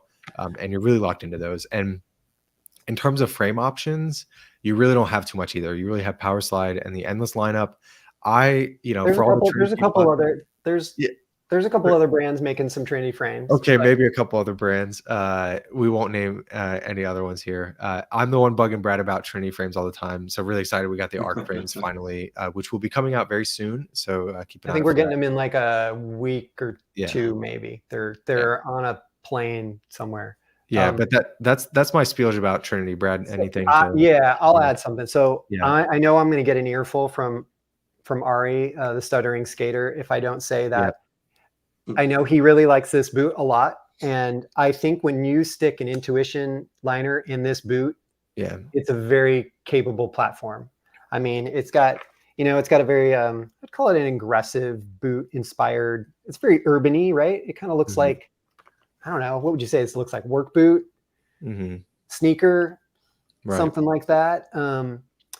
I wish, my personal gripe is I wish that the cuff was a little taller and more supportive. But again, Sure. if you stick, the cuff isn't very tall on the Twister XT. I think once you stick an Intuition in this, it becomes a very nice boot. I actually used to skate this shell with the Endless 100 Trinity frame Mhm. and my V2 Intuition to just do like,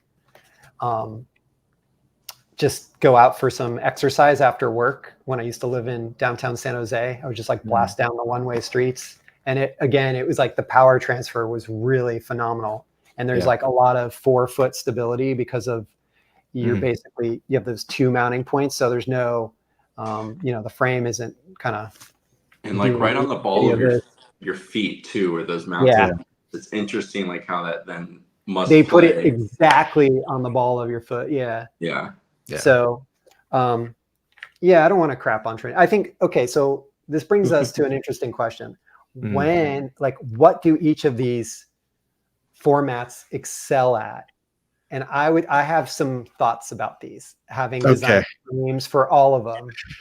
I would say that Trinity does best with 4-wheel setups because you can minimize the ride height, specifically for the reason Andrew was saying. Maybe show your skate again, Andrew. Yeah, for sure. So this is Because the the mounting points are brought to the outside of the second wheel, you can Right. really, you can Right. drop the ride height a little bit. So if you care about low ride height, like our 90 LR frame is probably the same ride height as our Endless 80 on 165. Yeah, it is. Um, Very low. it's super low because the frame is shorter in height. It allows it to be lighter, so you get an overall setup weight decrease. So I think low 4-wheel setups with really great power transfer is what Trinity is all about. Yeah. That's UFS great.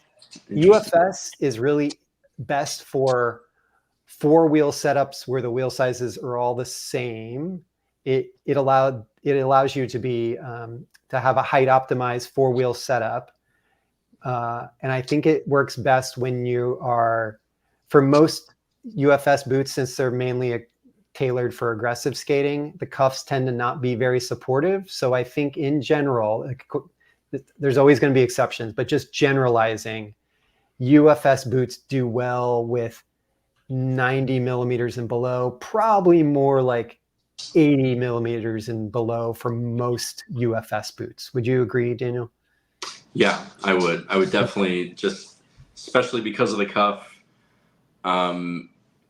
I mean, if you ask me how many times I tried to put my twister cuff on these RBs, it's been, I've just tried to add a more supportive cuff so I could explore maybe something like a larger wheel on it. I tried skating 90s on the blank skate, and I just couldn't do it. I refuse. I would never try that. Yeah. My ankle wouldn't be happy. Yeah, and then I'll say lastly about 165. Yeah. 165 does great, like from a frame design perspective. It does great with 3-wheel setups because you can fit a wheel like underneath, the center of the skate, or like it's especially exaggerated on like carbon boots usually. So, in any 165 boot that has the ability to do 180 or 165 millimeter mounting can also, do reasonably well with longer 4-wheel setups. But you've got a lot of options for 165. So between all the carbon and plastic shell boots, you've got a lot of options for skating big wheels on 165. So that's kind of my take on it. Yeah. I feel like for 5-wheel on 165 too, it's good. It's good. Yeah. It's good because if you don't care about doing any aggressive inspired 5-wheel flow skating tricks and you're mainly just doing flatland stuff, I mean, a carbon slalom boot will suit most people quite well for a 5-wheel arc frame. But yeah, and I would recommend people generally to look at the boot options in those different mounting systems and really fall in love with the boot. I think is kind of the way to go. Yeah. Oh, someone asked a question about the difference between the UFS 80 and the regular 80 endless 80 frame. The prime, let's see, I've got here's endless 80. Nobody's got this color but me. There's another endless 80. That's a sweet yeah. color. The difference, so our UFS frame designs are pretty unique compared to our 165 frames. They're not really comparable. It's got a different wheelbase. This is shorter than the endless 80 of 165. Andrew, do you have your endless 80? No, not the one you can show. I think I already showed that one, but this one maybe. Oh yeah, that works. Yeah. So it's really a 4x84 frame, but when we made it, nobody was skating 84s, and so I called it endless 80 because that was something that people would relate to. But the endless 80 UFS frame is a true 4x80 frame. It will not actually do 3x100. Actually, it will fit. It's actually longer than the what am I saying? It's actually longer than the endless 80 165. Yeah. It's 261. There's so many frames. But it does it uses a 2-piece axle, and it does either 4x80 balanced rocker, or it does 4x76 enhanced flat, which is even a smaller rocker. Whereas the endless 80 165 frame has got 3x100 flat or 4x84 in balanced rocker. Is the rocker different though in the balanced rocker setup? I don't think so, but again, the spacing is slightly different. It's gonna be a very similar experience in the balanced rocker setup. I always try to design the rocker so you get a similar experience. The actual amount of the rocker is different between all of our frames, but the idea that I want, or the design intent I put into the frames, is that I want the experience of skating an endless 80 UFS to feel like the experience skating a 165 endless 90 or a 165 endless 100. So they're different. It's different, but the same. Cool. Brad, any other questions on IG? I know there's so much to talk about here. You know, Brad and I were deciding on the boot show and thought we could do it in one podcast. There's so many questions. Like a hooligan. Let's see here. I'll just read this. Chromatic Matt from Instagram said, "I'd love some help upgrading liners. I have the FR2 boot with the normal liner. I would like Intuition or something more comfortable than the stock liner. I'm just unsure about the sizes, unsure which Intuition liner I should shop for. There's so many versions that I can't decide. I'm not sure how the size of the boot shell works with the size of the liner. I know FR has a special Intuition liner, and that's been hard to find, and I'm not sure if it matters." I'm going to give the most succinct answer I can. If you have an FR1 already with a stock liner and you're looking to upgrade to an Intuition, the first thing I would do is go to our website, take the FR Intuition sizing quiz. I believe there's a link in the footer, and also from any of the FR Intuition complete skate pages. Take that quiz, and then it'll tell you what your size is. But the sizing is different for the FR1 Intuition compared to a normal stock FR1. On this, maybe I can just show this. I'll show this web page again here. This will be the easiest thing. Okay. So if I go to this thing, so let's say the quiz tells you that you are a size 42-43 FR1 Deluxe Intuition. What you need to do is look at the shell size. That's the shell. If that shell size does not match the shell size you have, then you need to buy a completely new boot, because it means you're going to be able to downsize in the shell. I know from my own personal experience that I skate the 40.5 to 41.5 FR Intuition. That equates to a size, it's essentially the size 40 shell, which they call that a size 7 shell. But with the stock liner, if we were to pull up the sizing chart for the FR1 with stock liners, it would say for shell size 7, it would say 41-42.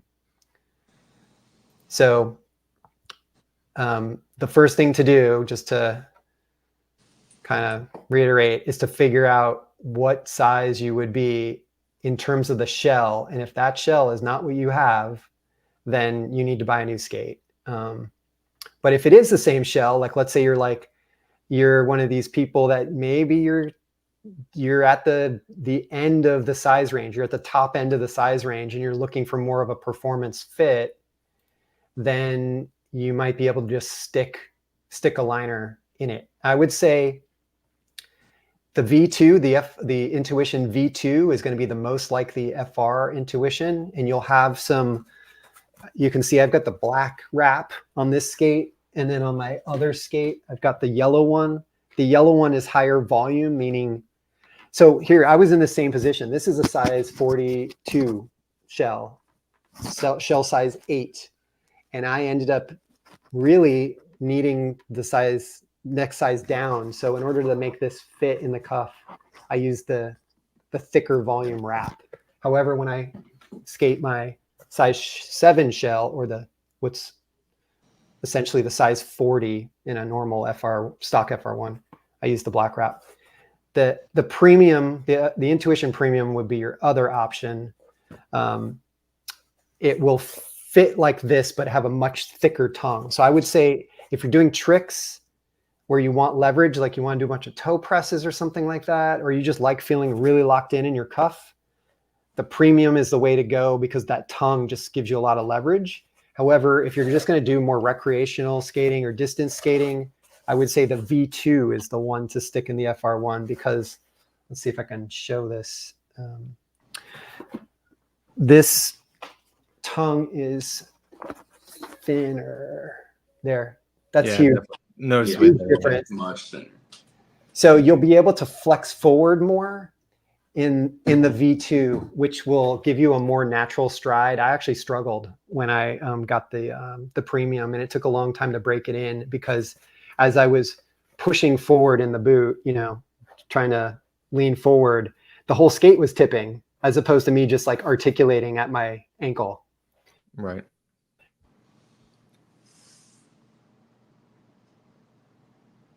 Oh no. Did we lose the Brad? I'm back. We're back. Bad internet. Oh crap. I thought you were dramatically pausing. Yeah, I know, right? That was so intense. Mic drop. Wow. Yeah, maybe that's our sign to wrap it up, Brad. Any rapid fire questions we got, or a couple, anything else we need? Yeah, there's one really good one from our right, friend Cecil that I think we could possibly end on. Yeah, let's do it. What he asked, what would you consider the best boot for each of your frame types? Okay. Have at it. Frame types is in mounting systems? Yeah, or families of frames. Like we've got obviously our 4-wheel frames, the arc frame. Mm-hmm. So I would say, yeah, what do we like for 165? Maybe we can end this on what our favorite boots are and why. Yeah. That sounds good. I can start us off here. I love these Evo boots. Like I said, I'm a Trinity fanboy, so I think that the power transfer and responsiveness I get from these boots is really nice. I think they're a great blend of that comfort and performance fit for me personally. You have this sweet lacing tech that we talked about that gets a great heel lock in the boot. With the stack up that I have here of the heel pad and the super feed insole, shock absorption is pretty good. And they're just so fun. They're really light. I can skate in them for hours. Responsiveness is good and really love it. So I'm going to say Evos for me. If you love Trinity, I think the best boots are Evo and Tau. And feel free to, reach out to us on info at Endless Blading if you want more info on that. But I think there's a lot of people that like the. Yeah. I've never tried the Next, so I can't say, but Next is probably a great boot. I've been curious about the Next. I just don't know if I'll dip my toes into it. Yeah. So Evo for me. What about you, Daniel? What would you say? Easily the Twister boot, I think, with this arc frame is absolutely amazing. I think being in that activated position with the raised heel actually complements the 5-wheel frame design a lot. I think it's because there's so many points of contact for the wheel, front and back, being in that activated position allows you're not lazy in between these transitions of going back and forward, finding the inside or outside edge between different movements. Specifically, this boot though is like the Batmobile. This plastic is incredible. The stiffness, I have never really skated a carbon boot, but I almost don't feel a need to even explore that just based on how well this plastic is built, this formula, whatever they're using. The ratchet strap too, high quality. They also have other options on their website, which is nice. But it really does it does do its job. It will make it. I over crank so then I can back up a little bit to keep my feet from falling asleep. But along with this cuff that I'll mention really quickly, it wraps all the way in the front and under, and then including then with the strap, it's just ideal. And then with the Intuition skate liner, having that tongue support.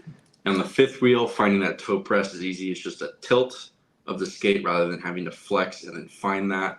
Yeah. And just like the cut in the back, a little bit of movement here. It's just the small little integrated heel pad that's in the bottom there is perfect to complement. Then the smaller foam heel pad that's just attached to the Intuition liner itself. It's low profile. It's got a nice shape toe box. I will say the only thing I have complaint about this boot is some room over the top of the toe, which some sort of simple modifying, I could definitely fill in that space. I don't know, maybe when I get bored next weekend, but yeah, favorite setup right here. Yeah. To jump on what you were saying, I think the reason that you like the stiffness of this boot is because they have what Rollerblade calls the How did I even skip that? Yep. Yeah, they call it the anti-torsion box, and they've created this structure here that goes basically, it kind of frames the base of the boot, and then from the side, it's basically a beam structure attached to the base of the boot, and so that keeps the front of the boot from twisting relative to the back of the boot.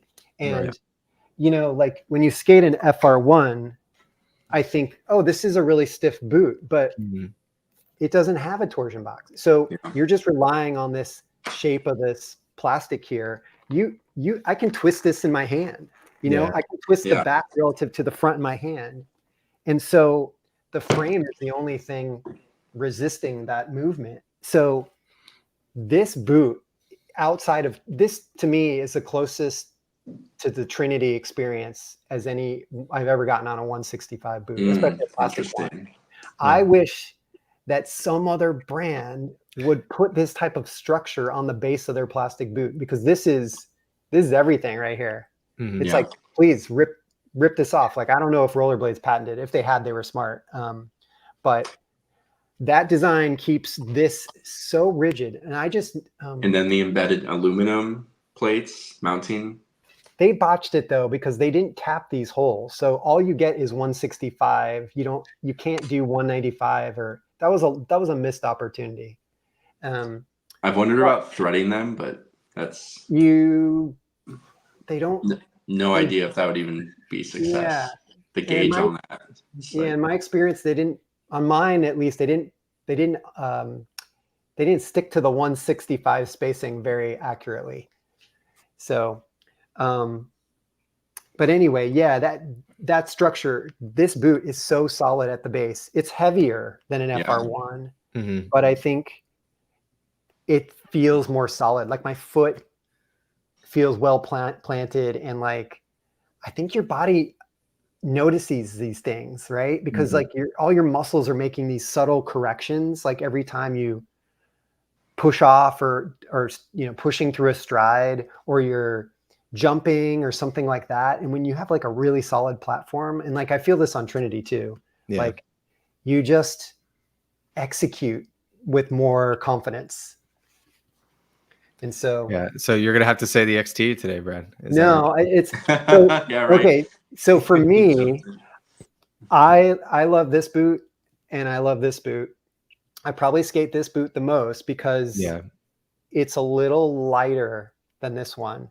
sure. And this isn't the actual one I'm skating. The one I'm skating is on the floor here with the premium liner in it. Yeah. I just love the FR1 with the FR Intuition. It's Mhm. it's just a dialed combination. The boot's light. It's got the 7-hole mount, so I can do 180 millimeter mounting, 195 millimeter mounting. Mhm. You know, the rockerable cuff. That's the one thing that the let's see. These, let me see if I got. Yeah, the Sorry, Twister doesn't have it. The FR1 yeah, hardware, yeah, is fantastic in terms of the adjustable strap and these are both equivalent size boots. yeah, Maybe you can see if I hold them up where the cuffs sit. The FR1 cuff is a little taller. yeah, just Um, barely, yeah. it just hinges in a different spot, and so it has a different feel to it. Right. But yeah, it's a quite a bit lighter. I can get my insole in here, so I just have like my foot is very well supported because I can fit my insole. I feel like there's a little more height in the toe box Yeah. for me. And it So might you be say a little wider too. I get a smaller. I can't fit. Okay, so this was the boot. I can't fit into this boot because mm, this is the one that caused the toenail trauma. oh, no. So I had to go up a size on the Twister, which means it's even heavier because there's that much more plastic. Yeah. So for me, again, we come back to fit. I get the best fit in this particular shell. Yeah. And I've got, at this point, Andrew knows, I've got 3 FR1s plus the UFR. Yeah. And I'm skating, for me, I'm skating Endless 90, Endless 90 ES. I got to say, I'm with Daniel. I arc frame on this Twister all day long. It's great. Yeah. But for me, I have my arc set up on the UFS with the Seba SX2. Mhm. Let's see what else. So you'd say FR1, Brad, is the I'd probably be leaning. Yeah, the Twister is a newer experience for me, but I've been skating the FR1 longer. But when we go skating and I think, oh, I'm gonna choose a skate. I don't think, oh, I don't really want to skate that Twister. I just think, what frame and wheel setup do I want to skate? Yeah. So I kind of consider them like equals with different strengths. Right. Andrew, have you skated a Twister boot? Just my old 2016s. So Okay. they're due for a replacement here. So. They're beat. They are beat. They're starting to crack, and they've been through it. So would that torsion box make you leave the Trinity setup? Who knows? Yeah, he would love it. Hard to say. Hard to say. I think my next boot purchase will probably be a Twister. And since Brad keeps making frames for 165, maybe that's the boot. So yeah. Yeah, it is a fast accelerator. It's yeah, for sure. Batmobile, literally. Batmobile it is. Yeah, it's solid. It's very solid. And I appreciate that the cuff articulates without the how do I want to say this? The hardware isn't squeezing the plastic together.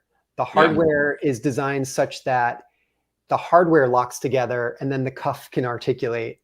I've almost, for some reason, I'm so anti-cuff articulation. I wanted to fix the cuff, like Solomon's do with the back rivets. Oh, and like just bolted in place. Yeah, I don't know. I like that ski boot feel.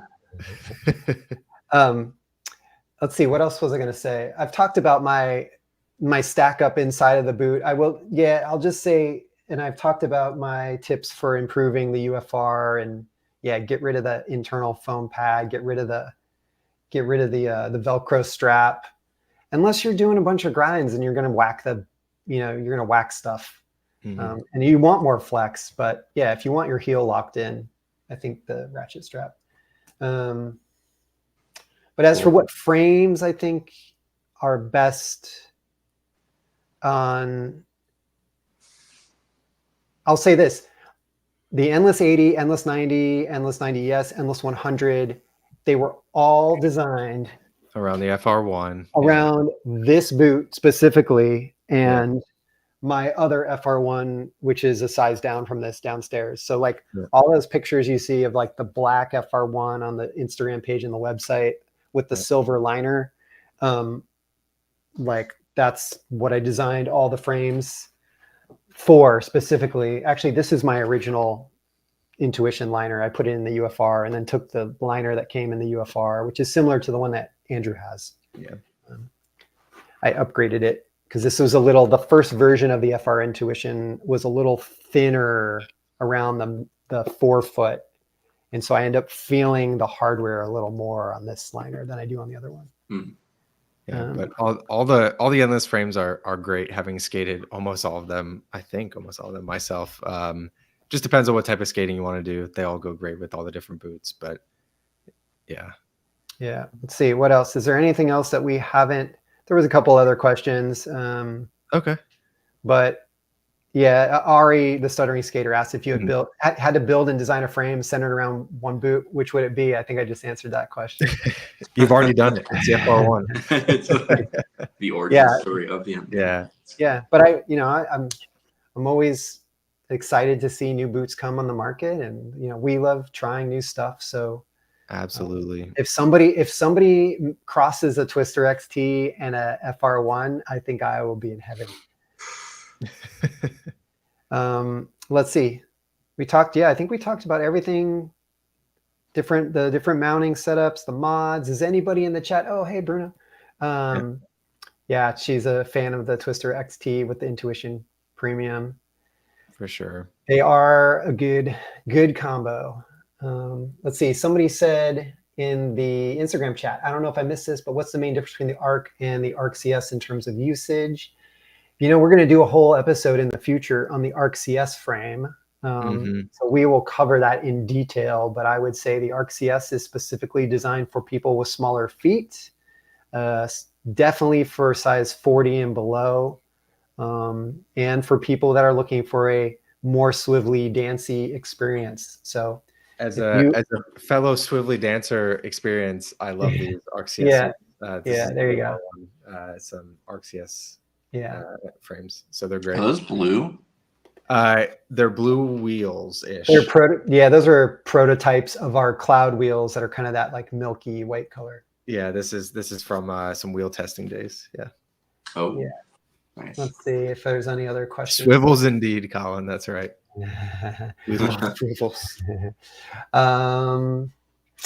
Yeah. What else? You guys got anything to add before we sign off here? This has been like don't be scared of the toe socks. Literally, I love these, man. I love these. I'm don't actually be scared of them. No blisters. It's gonna change everything. Yeah. don't get married to a boot before you try it on. That's my best advice. But short of that, just buy an FR1 or a Twister XP.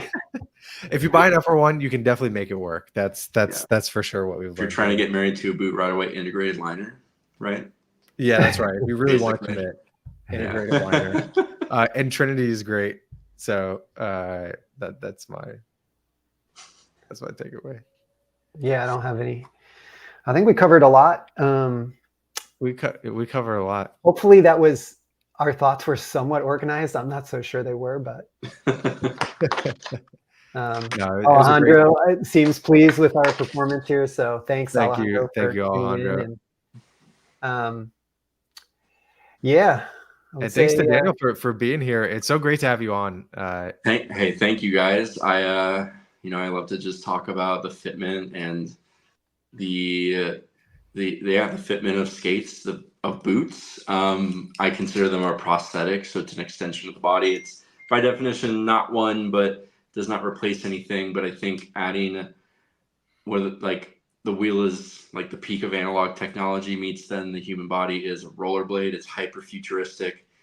So yeah, to nerd out about this, really is just, we're just way ahead in the future here. And I love the conversation, you know what I mean? So yeah, for sure.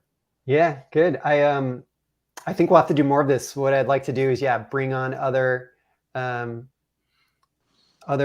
members of the community to join us on the show. I mean, Andrew and I talk all the time, so it's fun. I mean, I love talking to you, man, but it's a lot more fun when we have someone like Daniel sitting here to go back and forth with as well. All right. I guess on one quick closing note. Yep. Any product releases this month? We've got a bunch of frames on the way. There'll be restock of a lot of stuff that's out of stock or about to be out of stock. What's coming? I feel like there's something new. We've got more wheels. Got a one wheel frame coming out, maybe. Yeah, I'm gonna make a one wheel frame. I've got a single mono wheel frame. Neon pink and neon yellow 76 millimeter cloud wheels coming for 5-wheel arc setups, or if you want to skate 76 millimeter on the Endless 80 UFS frame. But yeah, those are being printed probably this week. So maybe we'll have them in stock end of next week. Can't wait. Those are going to be good. That's music to me. That neon with like then the mirrored frame is going to look. It's going to look good. So good. Grandiose. Yeah. Yeah. And then, yeah, we've got lots of, Andrew and I have been testing new prototypes. So maybe there'll be more cool, fun stuff later this spring or summer or whenever those things get done. We're going to sell the frame locks with just the centered ones at some point. We might. Yeah, I'll think about it. It seems like you never know when you're going to need those offset ones, because especially if you've got carbon boots, the boots don't always put the frame centered. And in order to get them centered, you might need to go a little offset with one side. We'll say being able to keep the two extra like in my little skate bag, I feel over prepared. You're ready. Also, you never know what's gonna happen. Yeah, maybe my friend needs something. I'm like, you know what? Try these out, and it just like turns out to change their skating experience. They're perfect for the arc frame, where if you're on 165 arc, you've got those longitudinal slots. The offset ones actually allow you to get a centered mount. So perfect. Yeah, forward and back. Yeah. No 68s for neon. Maybe later. I think we still got a lot of 68 millimeter wheels in stock. So we only got our pile of money is only so big. But yeah, thanks everyone. I think that's it. I think that's it. Thanks for tuning in. Have an awesome week, everybody. Until next time. Yeah, we'll see you in less than a month, I guess. Absolutely. Take care, everyone. Good night.